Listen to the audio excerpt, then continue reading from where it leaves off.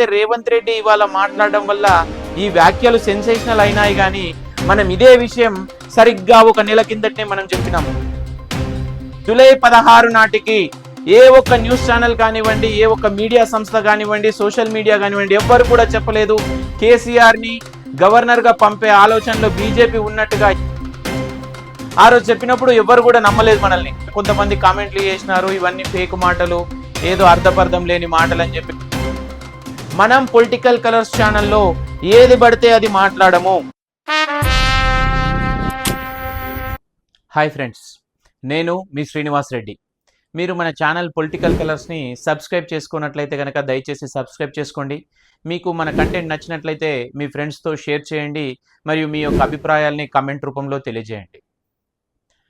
ఇక విషయానికి వస్తే, సరిగ్గా నెల రోజుల కిందటనే, అంటే ఇవాళ ఆగస్టు 16, జూలై 16వ తారీఖునే మనము ఏదైతే బీఆర్ఎస్ మరియు బీజేపీ మధ్యలో విలీనం చర్చ గురించి, అందులో భాగంగానే కేసీఆర్ కి గవర్నర్ పదవిని బీజేపీ ఆఫర్ చేస్తున్నట్లుగా కూడా మనం ఆ రోజు విశ్లేషించాం. ఆ రోజు మనం చెప్పినప్పుడు ఇక కొంతమంది కామెంట్లు చేసినారు, ఇవన్నీ ఫేక్ మాటలు, ఏదో అర్థపర్థం లేని మాటలు అని చెప్పేసి అని కొంతమంది కామెంట్ చేసిండ్రు. సరిగ్గా నెల రోజులు తిరిగింది. నెల రోజులు తిరిగిన తర్వాత మన తెలంగాణ ముఖ్యమంత్రి సీఎం రేవంత్ రెడ్డి కూడా ఇవాళ ఢిల్లీలో సరిగ్గా బీఆర్ఎస్ బీజేపీ విలీనం గురించి మాట్లాడుతూ గవర్నర్ గా కేసీఆర్ వెళ్ళనున్నారు అనే ఒక కామెంట్ చేశాడు. ఆ కమెంట్ చాలా రాష్ట్ర వ్యాప్తంగా కూడా చర్చనీయాంశమైంది, చాలా సెన్సేషనల్ కమెంట్ అయింది. అది మనం ఈ విషయాన్ని సరిగ్గా మీరు చూడొచ్చు. నా యొక్క వీడియో లిస్ట్ లోకి వెళ్ళినట్లయితే కనుక మీకు సరిగ్గా జూలై 16వ తారీఖున కూడా ఉంటుంది బీఆర్ఎస్ బీజేపీ మధ్య విలీనం అండ్ గవర్నర్ గా కేసీఆర్ అనే థంబ్నెయిల్ మీకు కనబడతా ఉంటది అక్కడ. అందులో మీరు వీడియోలో చూడొచ్చు. మనం నెల రోజుల కిందటనే సరిగ్గా ఇదే విషయం గురించి విశ్లేషించాం. అప్పుడు బీఆర్ఎస్ బీజేపీ మధ్యలో చర్చలు సాగుతూ ఉన్నాయి. ఆ చర్చల్లో భాగంగానే కేసీఆర్ కి కేంద్ర మంత్రి పదవిని ఇక్కడ బీఆర్ఎస్ అడిగినా కూడా బీజేపీ తిరస్కరించి దానికి బదులుగా కేసీఆర్ కి గవర్నర్ పదవిని ఆఫర్ చేస్తుందని మనం ఆ రోజు చెప్పినాం. మీరు కావాలంటే జూలై 16వ తారీఖు నాడు మనం చేసిన వీడియో యొక్క ఫుల్ వీడియో యొక్క లింక్ ని నేను డిస్క్రిప్షన్ లో మెన్షన్ చేస్తాను. మీరు ఆ వీడియోకి వెళ్ళి చూడండి. మనం ఆ రోజు జూలై 16 రోజు మనం ఏం మాట్లాడాము, ఆ రోజు మాట్లాడిన సమయానికి తెలంగాణలో ఉన్న ఏ మీడియా సంస్థ కూడా చెప్పలేదు కేసీఆర్ ని గవర్నర్ గా పంపే అవకాశం ఉంది అన్నట్టుగా. మొట్టమొదటగా మనమే చెప్పినాము. నేను ఇప్పటికి కూడా చెప్తున్నాను, జూలై 16 నాటికి ఏ ఒక్క న్యూస్ ఛానల్ కానివ్వండి, ఏ ఒక్క మీడియా సంస్థ కానివ్వండి, సోషల్ మీడియా కానివ్వండి, ఎవ్వరు కూడా చెప్పలేదు కేసీఆర్ ని గవర్నర్ గా పంపే ఆలోచనలో బీజేపీ ఉన్నట్టుగా. ఎక్కడ కూడా మనకు అలాంటి ఇన్ఫర్మేషన్ రాలేదు. మొట్టమొదటగా మనమే చెప్పినాము. సో అది మీరు ఒక్కసారి మళ్ళీ ఆ వీడియోకి వెళ్ళి చూడాలని నేను మీకు రిక్వెస్ట్ చేస్తా ఉన్నాను. మీరు ఒక్కసారి మీకు టైం ఉంటే కనుక ఆ జూలై 16 వీడియోది నేను డిస్క్రిప్షన్ లో లింక్ మెన్షన్ చేస్తా ఉన్నాను. మీరు ఒక్కసారి అక్కడికి వెళ్ళి చూడండి. చూసి మీ యొక్క అభిప్రాయాన్ని కమెంట్ రూపంలో తెలియజేయండి. మనం ఆ రోజు ఏం మాట్లాడాం అనేది కూడా మీకు ఇప్పుడు నేను ఒకసారి ప్లే చేసి చూపిస్తాను. మీరు ఒక్కసారి అది వినండి. వాళ్ళిద్దరి మధ్యన ముఖ్యంగా 3 ప్రతిపాదనలకు సంబంధించిన పరస్పర అంగీకారం కుదిరినట్టుగా ప్రాథమికంగా మనకు తెలుస్తా ఉంది. ఈ విషయానికి సంబంధించిన బిగ్ అప్డేట్ మన దగ్గర ఉంది. ఇక ఆ 3 షరతుల్లో మొదటి షరతు విషయానికి వస్తే కవితకి బెయిల్ లభించడం. కవిత జైలుకి వెళ్ళి చాలా నెలలైంది. ఇన్ని నెలల నుంచి కూడా కవితని కనీసం కేసీఆర్ పరామర్శించని కూడా లేదు. కేసీఆర్ తను అనుకుంటున్నాడు జైలు నుంచి కవిత బెయిల్ మీద విడుదలైన తర్వాత మాత్రమే కవితను కలవాలని భావిస్తున్నట్టుగా మనకు విశ్వసనీయ వర్గాల నుంచి సమాచారం అందుతా ఉంది. కేసీఆర్ కవిత బెయిల్ మీద చాలా పట్టుబడుతున్నట్టుగా తెలుస్తా ఉంది. కవితను ఎలాగనో వీలైనంత తొందరలో కూడా జైలు నుంచి బయటకు తీసుకురావాలని కేసీఆర్ విశ్వ ప్రయత్నాలు చేస్తున్నట్టుగా తెలుస్తా ఉంది. అందుగురించే ఈ బీఆర్ఎస్ ఏదైతే విలీనం చర్చలు సాగిస్తా ఉందో బీజేపీతో, అందులో మొదటి షరతు కవితకు బెయిల్ సంబంధించిన విషయమే మొదటి షరతు ఉన్నట్టుగా తెలుస్తా ఉంది. దీనిపైన కూడా బీజేపీ నుంచి అంగీకారం తెలిపినట్లుగా తెలుస్తా ఉంది. బీజేపీ కవిత బెయిల్ విషయంలో పూర్తిగా సహకరించడానికి సిద్ధంగా ఉన్నట్లుగా మనకు విశ్వసనీయ వర్గాల నుంచి సమాచారం అందుతా ఉంది.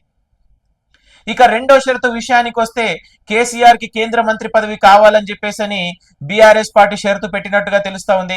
కానీ అక్కడ బీజేపీ పార్టీ మాత్రం కేసీఆర్ సార్ కు కేంద్ర మంత్రి పదవి ఇవ్వడానికి ససేమిరా అన్నట్టుగా తెలుస్తా ఉంది.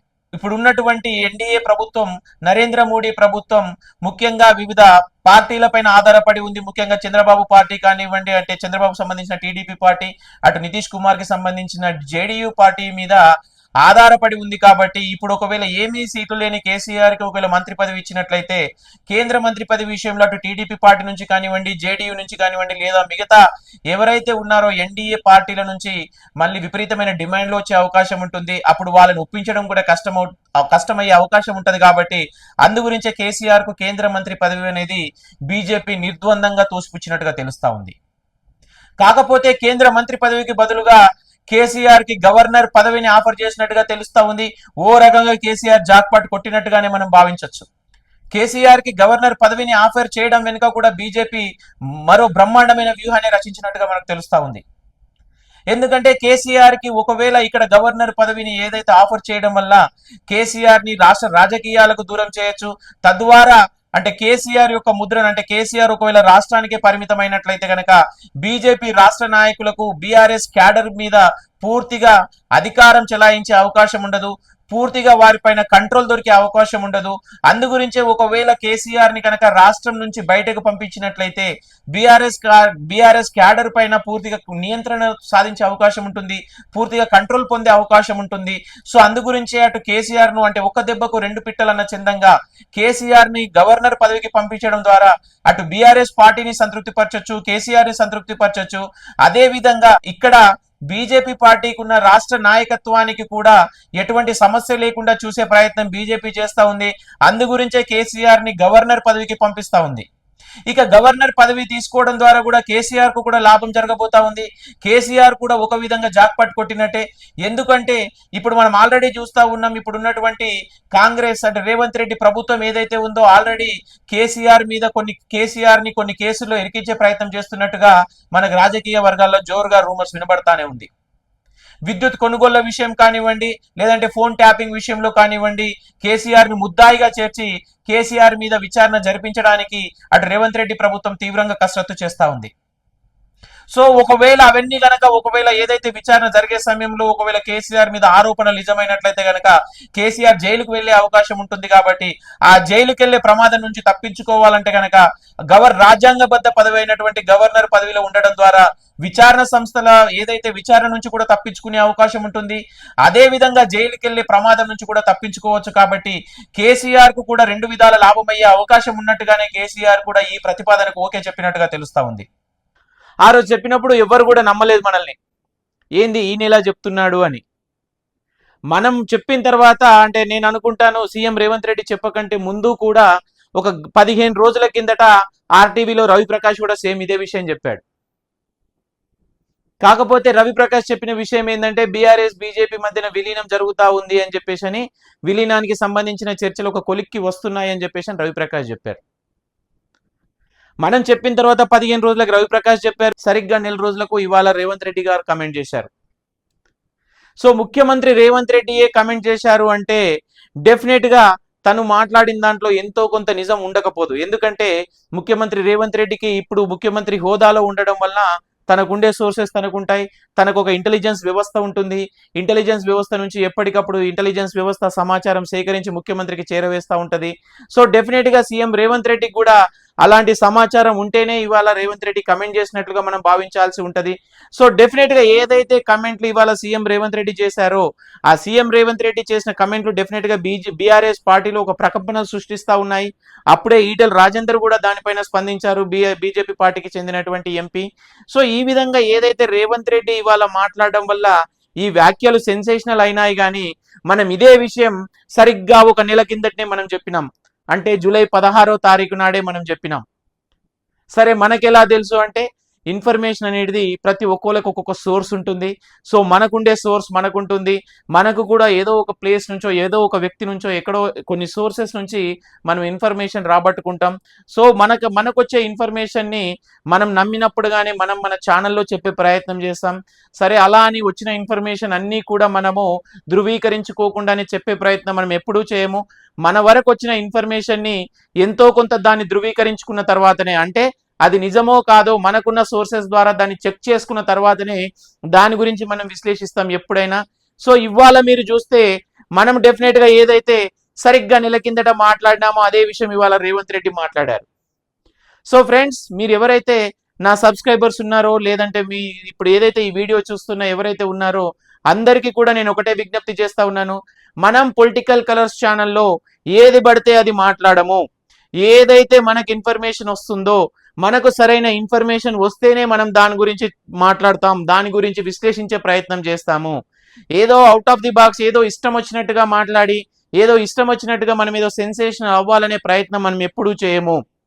అది మనం మాట్లాడింది మీకు ఆ రోజుకు ఏమైనా సరిగ్గా అనిపించకపోవచ్చు, కానీ డెఫినెట్ గా మీరు మళ్ళీ ఒక నెల రోజుల తర్వాతనో 2 నెలల తర్వాతనో మీరు అది చూస్తే డెఫినెట్ గా మీకు అందులో ఎంతో కొంత వాస్తవమే కనబడతా ఉంటది. ఇదే విషయం గురించి నేను ఆల్రెడీ కొన్ని విషయాలు మనం చేసిన వీడియోల పైన ఆల్రెడీ ఎపిసోడ్ 1 అని కూడా నేను మీకు ఆల్రెడీ ఒకటి పెట్టాను. అప్పుడు మనం చెప్పిందే ఇప్పుడు జరిగింది అని కొన్ని విషయాలు మీకు ఆల్రెడీ ఒక 2 వీడియోలు నేను పెట్టాను. అంటే మనం ఫస్ట్ నుంచి మీరు మన వీడియోలు చూస్తే కనుక మీకు అర్థమవుతా ఉంటుంది. మీరు ఒకసారి స్టార్టింగ్లో మీకు సమయం ఉన్నప్పుడు, ఒక్కసారి మీకు టైం ఉన్నప్పుడు ఒకసారి మన పాత వీడియోలను చెక్ చేయండి. మన పాత వీడియోలను చెక్ చేస్తే మనం చెప్పిన వాటిల్లో ఎన్ని నిజమైనాయో మీకే అర్థమవుతా ఉంటుంది. సో ఇది ఒక్కటనే విషయం కాదు, మనం ఆ రోజే చెప్పినాము.